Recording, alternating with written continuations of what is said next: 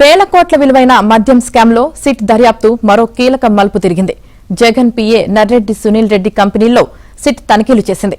ఒకే రోజు హైదరాబాద్, విశాఖలో సునీల్ పేరుతో ఉన్న 10 కంపెనీల్లో సోదాలు చేశారు.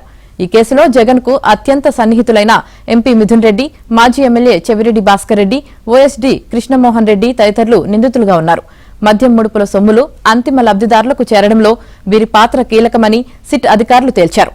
ఇప్పుడు ఈ కేసులో స్వయాన జగన్ పీఏ సునీల్ రెడ్డి పాత్రపై దృష్టి సారించారు.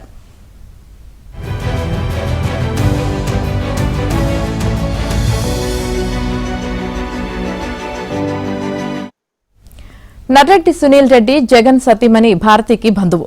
అక్రమాస్తుల కేసులో జగన్ తో పాటు సునీల్ కూడా చంచల్గూడ జైల్లో ఉన్నారు. కడప జిల్లాకు చెందిన నర్రెడ్డి సునీల్ రెడ్డి పేరుతో 2 తెలుగు రాష్ట్రాల్లో 10కి పైగా కంపెనీలు ఏర్పాటయ్యాయి.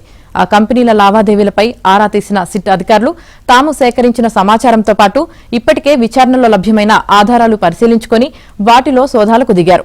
గతంలో చంచల్గూడలో జగన్ కు సునీల్ రెడ్డి జైల్మేట్. జగన్ సతీమణి వైఎస్ భారతికి బంధువు. ఆయన కంపెనీలపై ప్రత్యేక దర్యాప్తు బృందం పెద్ద ఎత్తున దాడులు జరిపింది. హైదరాబాద్లోని 8, విశాఖలోని 2 చోట్ల సిట్ అధికారులు విస్తృతంగా సోదాలు జరిపారు.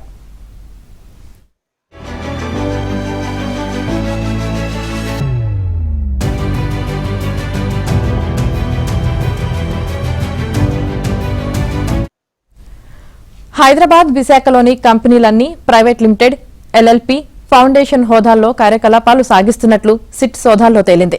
ఈ కంపెనీల కార్యాలయాల నుంచి హార్డ్ డిస్కులు, కీలక పత్రాలు, కంప్యూటర్లోని డేటా సిట్ అధికారులు సేకరించారు.